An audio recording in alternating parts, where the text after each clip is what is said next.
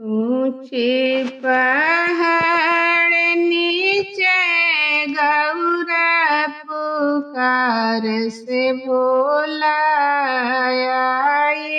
कीना। ऊंची पहाड़ नीचे गौरा पुकार से बोलायब कीना। भैले चर्चा के बेरा भोलायब कीना। आवतानी गौरा आवत बानी अपना जटवा में गंगा के सजावत बानी। आवतानी गौरा आवत बानी अपना लीलरा पे चांद सजावत बानी। ऊंची पहाड़ नीचे गौरा पुकार से बोलायब कीना। आवतानी गौरा आवत बानी अपना गलवा में मलवा हम सजावत बानी। ऊंची पहाड़ नीचे गौरा पुकार से बोलायब कीना।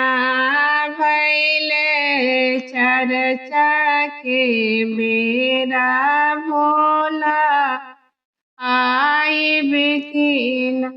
आवतानी गौरा आवत बानी अपना कनवा में कुंडल हम सजावत बानी।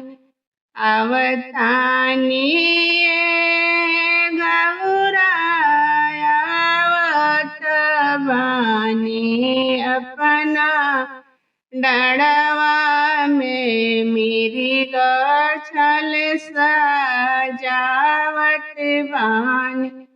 ऊंची पहाड़ नीचे गौरा पुकार से बोलायब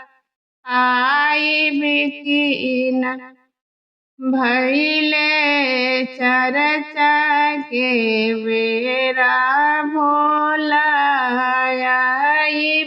कीना। आवतानी गौरा आवत बानी अपना हाथवा में त्रिशूल डमरू सजावत बानी। आवतानी गौरा आवत बानी अपना गड़वा में झुनकी करवा सजावत बानी। ऊंची पहाड़ नीचे गौरा पुकार से बोलायब कीना। भैले चर्चा के बेरा भोलायब कीना।